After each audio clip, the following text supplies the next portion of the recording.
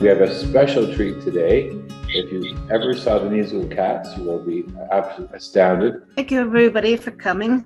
One of the highlights of the 80s for me was the production of Cats that played at the restored Elgin and Winter Garden theatres. I remember reading in the papers the great work that was done to restore the two theatres. And our guest today is Marlene Smith, who is the one who was responsible for producing Cats in Toronto that year. So I'm dying to hear all about it. Marlene?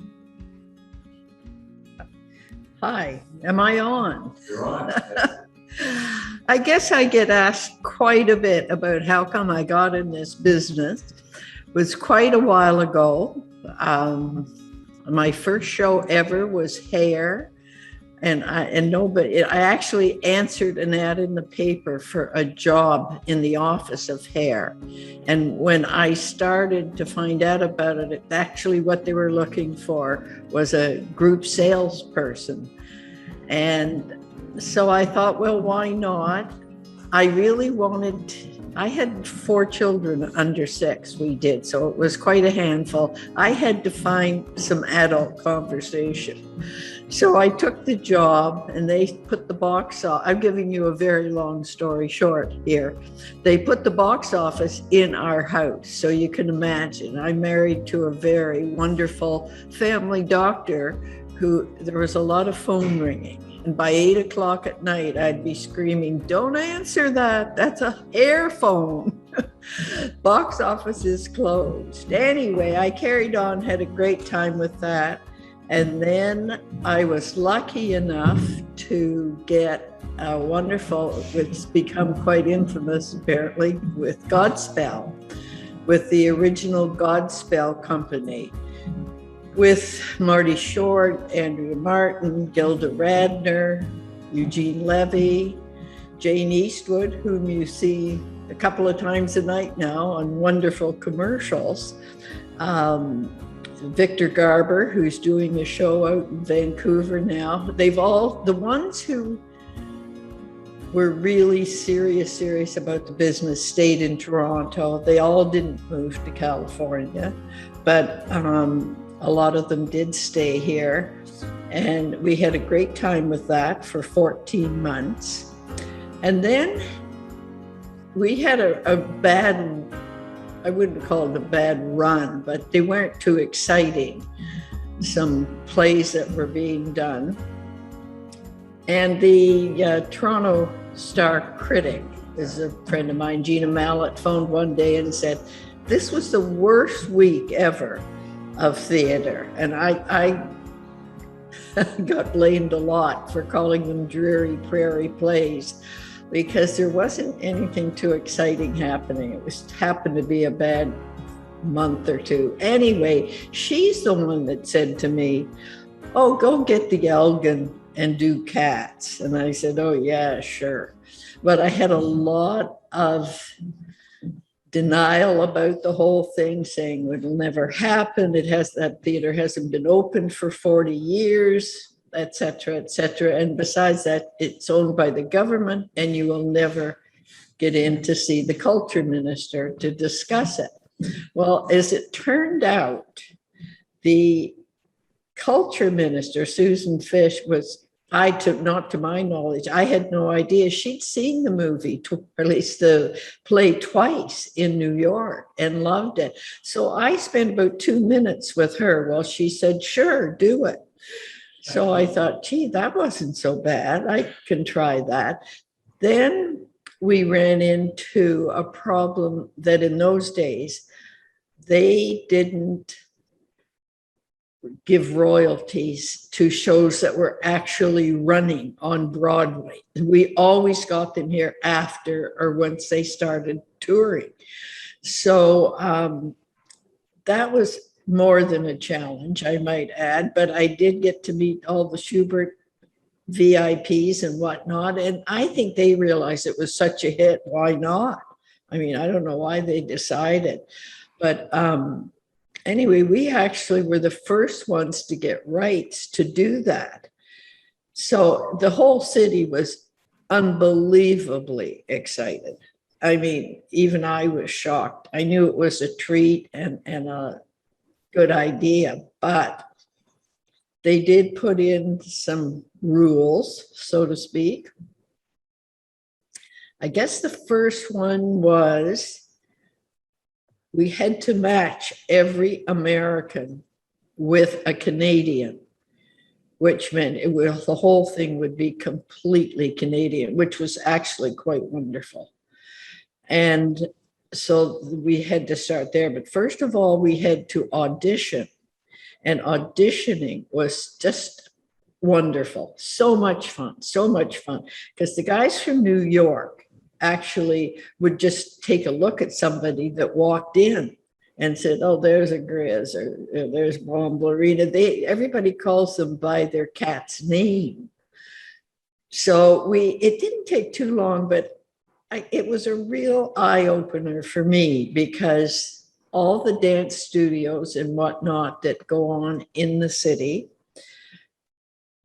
we actually had, I forget the percentage, what it is, but it's very high.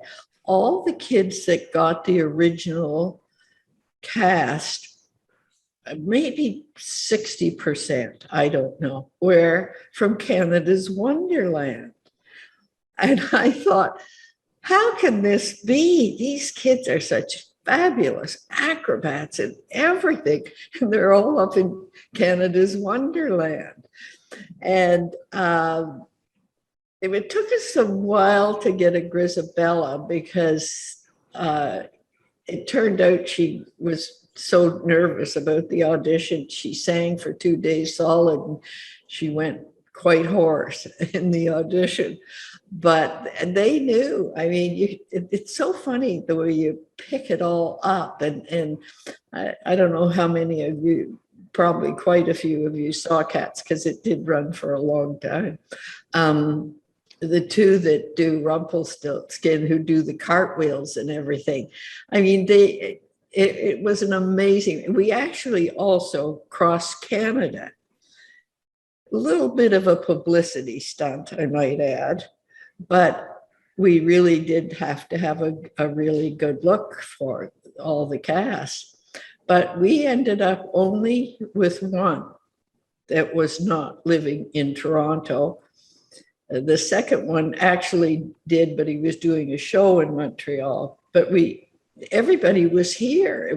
Most of them were at Canada's Wonderland. But anyway, so we got going on it. A huge problem getting the theater ready. It had been closed for about 40 years, and you walked in originally and the whole place was just black and ugly. They had never done anything to it. So we thought, okay, it's a garbage dump anyway. So how bad can this be? You have to be very, like, the glass is half full on these kind of things. So I think, and then we had to get a lot of investors too. Getting investors turned out to be a little easier than I thought it would be, because it is showbiz, and a lot of people, don't have grocery money to give to showbiz. But as it turned out, there's a wonderful fellow by the name of Alan Slate phoned me after he heard I had it, and I knew him from before, luckily. And he said, I got a bunch of investors we get together once a month or something. He said, I think I'm going to present it, if it's okay. You want to come and try and get some Cats money? I said, sure. He said, all right, we'll have lunch tomorrow. And that was the best lunch I'd had for a long time, getting organized. It worked out really well. They all divvied in. They had the best time, I'm telling you. Then what happened was there are 7 special things that happen in Cats. Like her going to, in the smoke and the tire up to heaven, and things happening. The day, I guess it was a week before, we heard from New York that they were going to charge. There were 3 people that were not getting royalties for their specialty gimmick. And we had to do that. And one of them was the smoke coming out of the tire going up to heaven. So we had a little trouble with that one. And actually the IATSE guy said, don't pay it. Don't pay it. We can figure this out. So 3 days before we were supposed to put the theater together, I walked into the theater and there were great cheers and bottles of champagne and glasses being going around. We did it. We found it. We can do it. We don't have to use theirs. So they were so happy. So that's what we did. But then I guess it was 2 days before that, I had, probably not a bright idea, invited the investors into the theater. Well, if any of you have ever been into a show that's about to go up, it's not the most wonderful thing to see, because it really looks like complete disorganization with electricians and carpenters, and everybody's running around, and the set was all on the floor. I mean, it was a disaster. Even I thought it was a disaster. And I thought, oh, well, here we go. But sure enough, 2 days later, they were ready to go. And probably we had the most exciting opening night anyone could ever have. And that was at what we usually try to do in showbiz.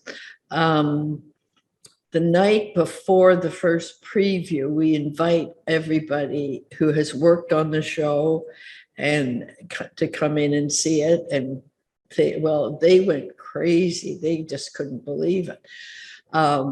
So they had all seen it. So then the next night we went, and we just, I don't know how long it was before we didn't sell a ticket every night. It's a very hard show to do, the dancing, which most of it is. It does have, I don't know, those of you who saw it, the Jellicle Ball runs 18 minutes long, and apparently the longest dance number in a musical theater show. And you can believe they come off exhausted. We had a couple of but not quite diabetic. I mean, we had we use frozen peas backstage, in case anybody wonders, instead of ice cubes. And, for people who fall, and Coca-Cola, because a couple of them needed that too. But they all had the best time doing it. It was amazing. Then at one point, I don't know how long it was into the show, they were all getting discouraged because nobody recognized them. Nobody. And here they are in this hit show. And they, of course, are all TTCers. So finally, the director and I got together and said, we have to do something. Let's get them jackets. Well, you've never given anybody a happier Christmas present than a jacket.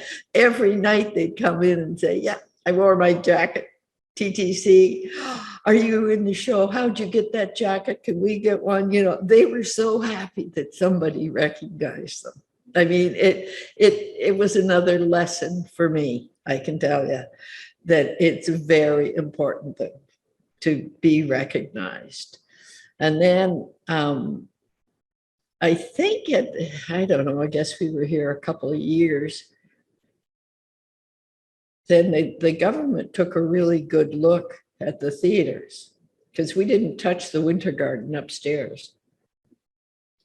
To this day, the Winter Garden and Elgin are the only two functioning theaters called the double deckers that are actually functioning.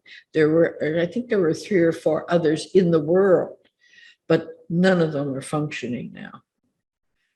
So they took a really good look at it and said, gee, this is a really good thing. This theater works. We should get it organized and do it. So they kind of sent us on our way. So we decided, okay, well, let's tour Canada.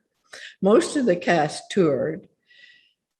And I guess it's very hard to ship a big show like that across Canada, because a lot of places don't have the theater, and the gymnasiums of schools that are used as theaters for everybody too. But anyway, one day I got a wonderful call from a fellow by the name of John Dyke, who ran the Queen Elizabeth Theatre in Vancouver, and said, you don't know it yet because you haven't done it, but you're going to have a lot of trouble touring this show, getting places to go, because you're going to run into stuff you have never run into before. And he was right. I mean, we had to look out for they were sowing seeds in out west, and then they're seeding, and then everything you can imagine was happening, and you had to do your tour according to what was happening in agriculture. We couldn't get past Montreal because there wasn't a place big enough. But so we ended up touring Canada as the first big show to ever go. And they were very well received, I must say. I think we spent 4 months in Vancouver. However, the night we arrived to start and get ready, the techs couldn't get all the cab drivers off our sound system. They stayed up all night to fix the sound system. So we didn't get cabs. In fact, we nearly came very close to canceling the performance because they didn't go to bed till 6 in the morning or something. But, you learn something all the way when you do this. And they all had a great time. They love touring. Actors like to tour, which I always find strange because I'm kind of a homebody. But they loved it. They loved it. They had a great time. And then we realized we could still go back to Toronto. However, the government at this point had decided they would renovate the Elgin Winter Garden. And that was a $30 million job. Did it very well, very well. It is the most beautiful place, and it is to this day. So, this sounds crazy, and it probably was. We had to redo Massey Hall to get the show because there were no dressing rooms in Massey Hall, basically, at that point. And so we redid that and put it into Massey Hall because we couldn't get into the Elgin. We were slated to go back to it, but they were nowhere ready. I mean, it was never going to happen. So off we went to Massey Hall for a couple of years. So I'm telling you, these kids had such a good time, and they'd also never had a long-standing job for a long time. It was so good for the industry even, listen, the fellow who made all the shoes, who of course was superb at it and much better than the American, frankly, but he had worked with the COC and the National Ballet. And these are very well-trained people. And they in the States, they think, oh yeah, up there in Canada, it'll never happen. But of course it did. Everybody got great jobs from it, had fun doing it. And we were very glad we did it. Now, I actually did it again. We were 5 years up then. I guess it was 4 years ago. I did it at what was the Panasonic. We had some of the original, we had the original Grizz, for instance, and other people who were in it. And we got it up 4 years ago at the Panasonic. And of course, the Merbai said, you're crazy, Marlene, because it's not big enough. The stage couldn't take it. And we did have trouble getting her to heaven, poor Grias. We had a bit of a time with that, but it never did happen the way it should have. But regardless, people love to go to the theater. And I said, look at it this way. It's much smaller. This is now called the CAA, by the way. It's the original New Yorker on Young Street. Yeah, that's right.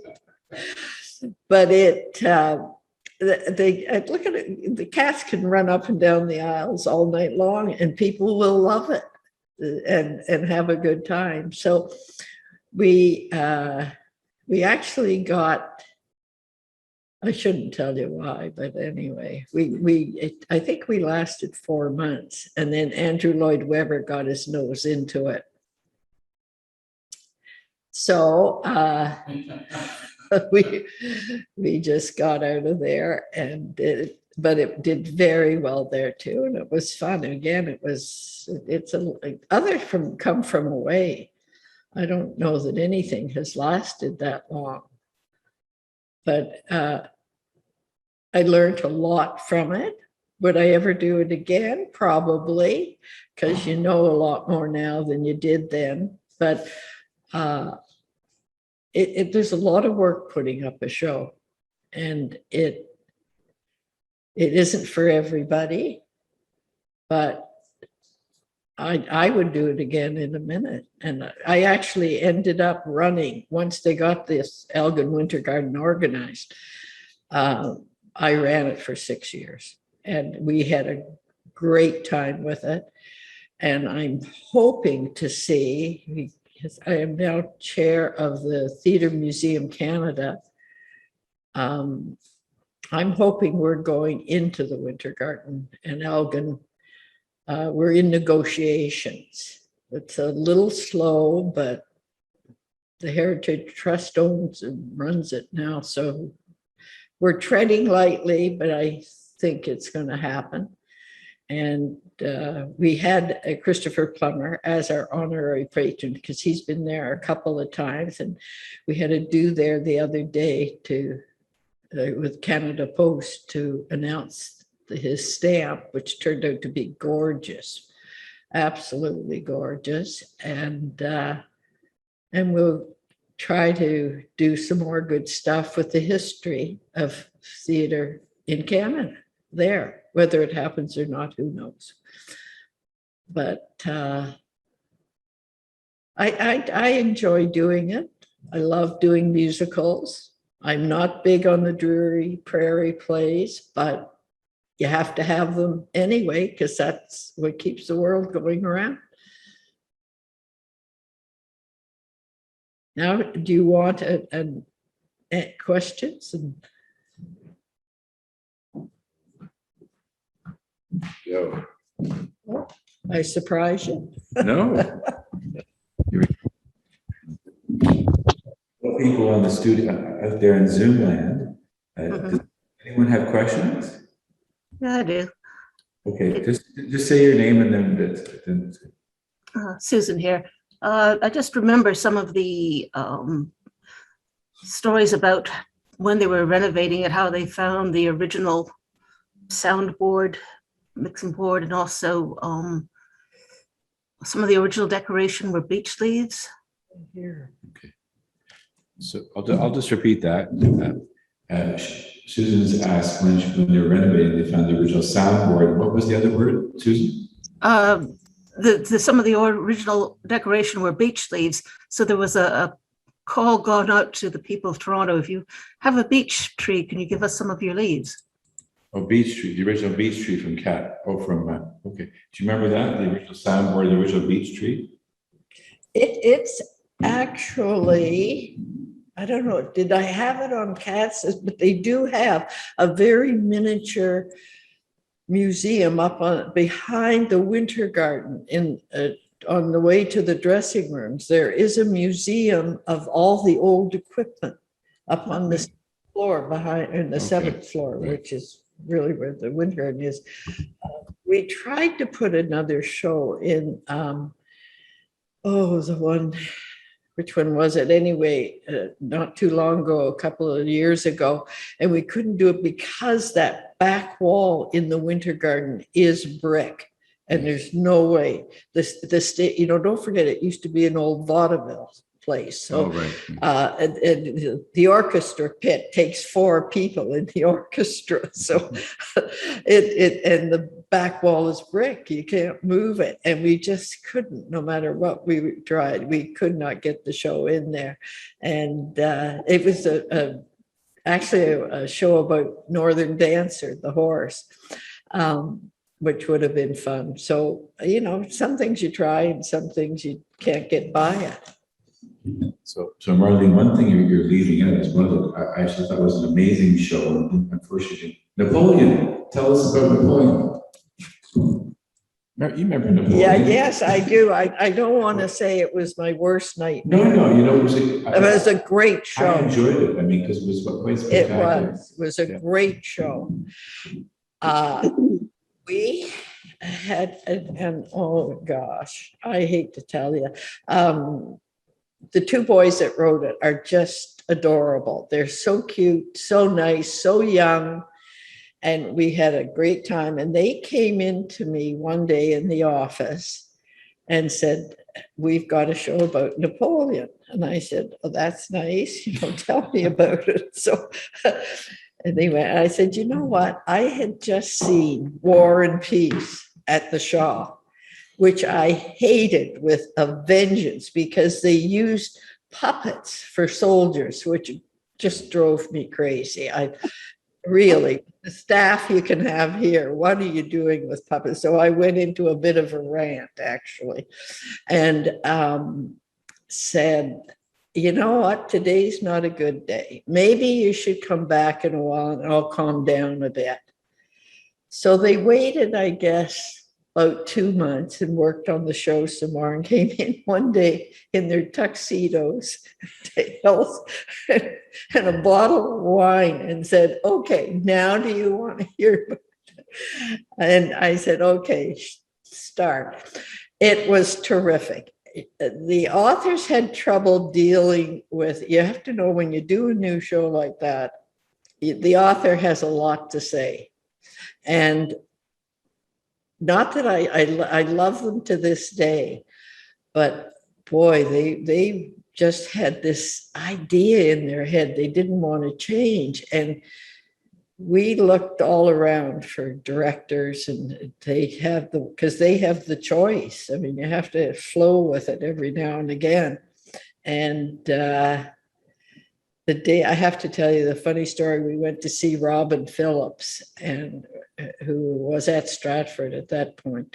And I could tell when they got back in the car, that was never going to work because they wanted the soldiers to be nude.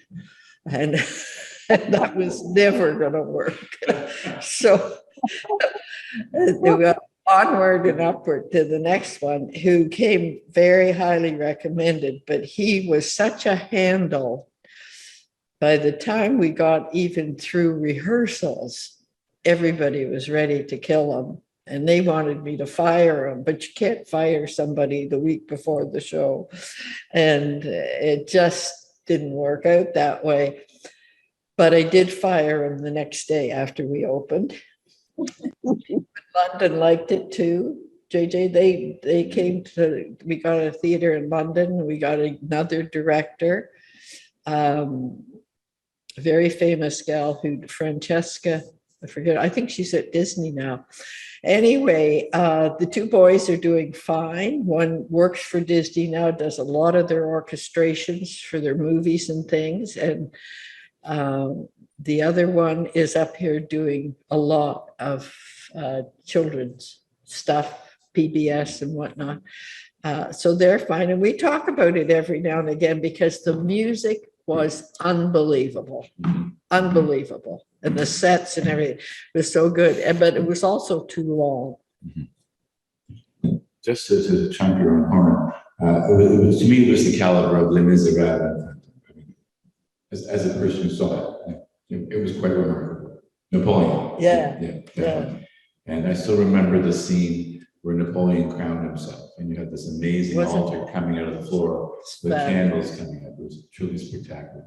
But when you think, so just a bit back to cats, before I jump in, does anyone else, does Betty have a question, or Norma, or any? No? I was just trying to say that I was in Edmonton when I first saw cats. My sister-in-law to be treated me to cats in Edmonton, and I enjoyed it very much.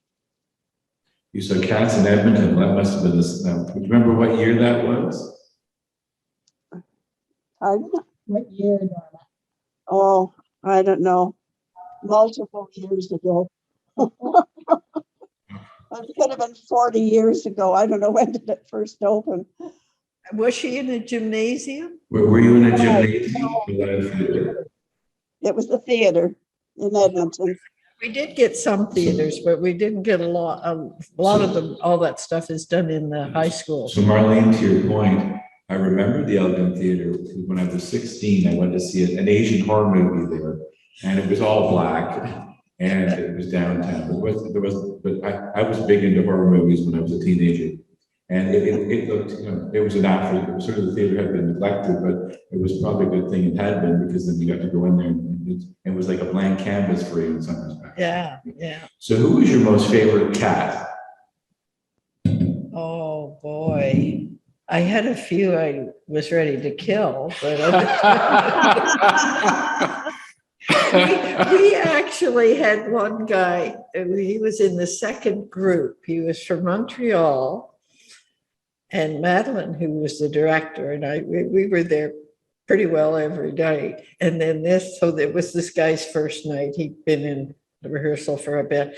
And he came out, and during Jellicoe Ball, which is all 22 guys and girls on stage, bouncing all over the place, he started to do acrobats, just, backflips and things in the middle of things. Well, Madeline and I practically had a heart attack because he could have killed somebody.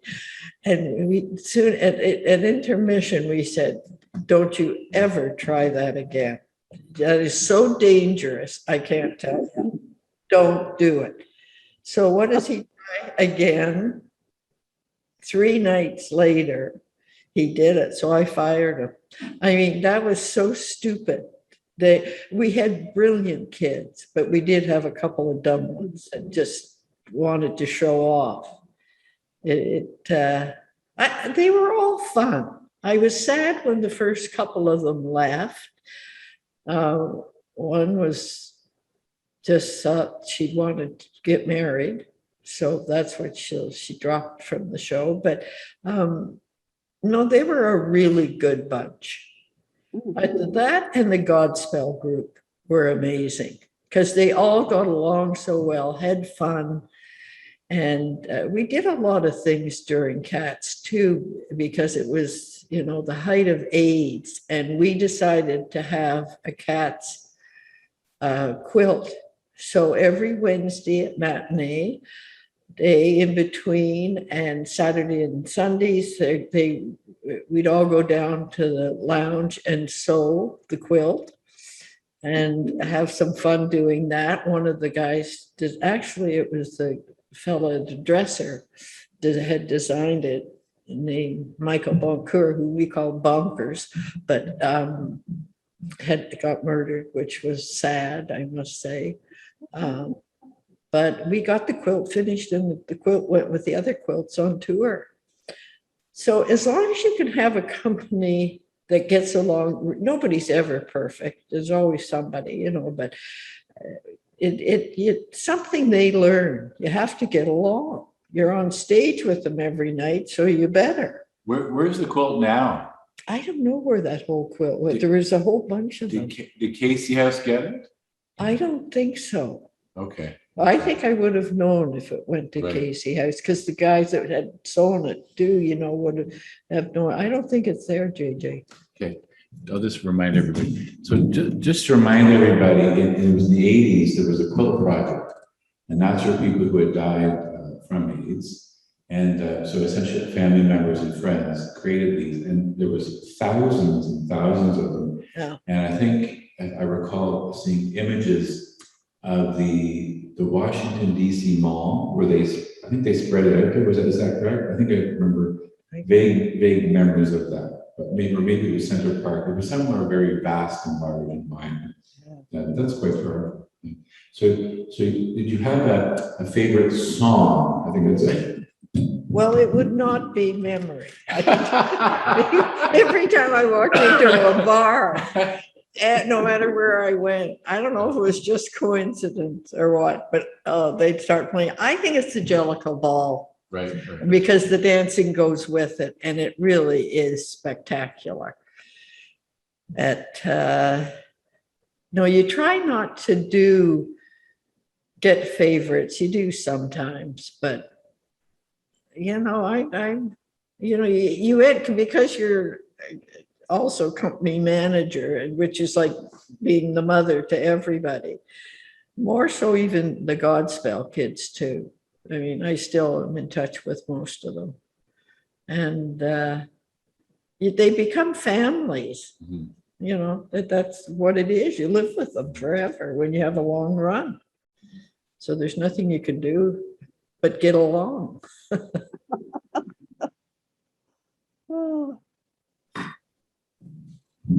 So Marlene, it's quite wonderful to have you. I remember I got to know Gino. He's actually one of my wider circle of friends. Now, which cat was Gino? Gino Berti, I think his name. Gino Berti? Yes.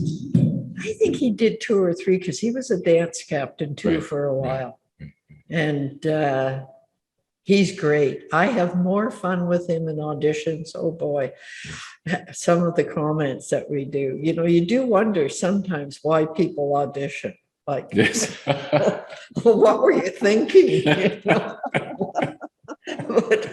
But they, they're just so desperate to get out there and do it. And so they try, and that's good too. But there's an awful lot of competition here in Toronto. Huge. A lot. So keep trying. So Marlene, okay, so let's transport forward. The Theatre Museum, Elgin Winter Garden. What show would you pretend there's no unlimited budget? Would you launch in the Elgin Theatre once it becomes the Theatre Museum? Oh boy. Well, one of my favorite ones that I've done about 61 shows, so it's hard to tell. One of my all-time was Godspell, because I had such a good time and I didn't want to do it. And guys in New York convinced me that I should do it. So I did that. And one of my all-time favorite is Damn Yankees, the baseball one. Oh, that's a fabulous show. Again, it's phenomenal dancing. I love Les Mis. I think Les Mis, I think, in my opinion, the new Phantom of the Opera is not great. For those of you who have seen it, the opening of the second act with the masquerade going, that's not there anymore. It's dreadful. I mean, I don't know what he's thinking half the time, but anyway, it's a good thing. But the costumes weren't as good. I don't know why they redid it. I guess Godspell, Cats, certainly Cats, because it's such fun to watch. You know what's fun about Cats is watching people watch it. People that they're just fascinated. And I know the kids the whole time they're learning that show, because we had a really strict but very good director with Madeline. And it's just watching them how to learn how to do all of this. And it takes a long time, but that and Damn Yankees, oh gosh, it was good. The guy who played the young guy in it, the ball player, also was the Phantom in New York too.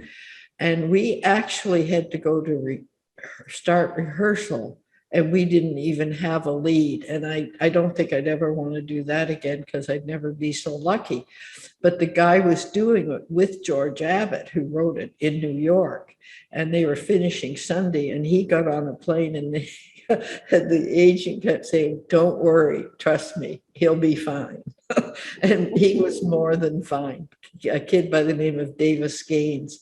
God, and he played both the lead roles in Phantom. I mean, he was brilliant and young and good looking. He was so much fun.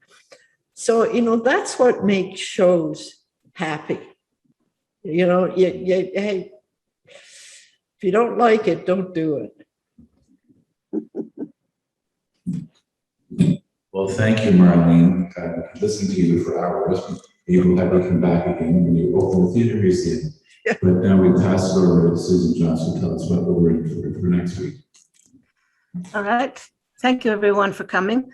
Next week, our speaker is Gordon Postel, who is a minister who has written a book about his journey through life, what he's had to deal with. He did crisis counseling. He was involved with 9/11, providing help there. And so it promises to be quite an amazing afternoon. So I hope you can join us then. Well,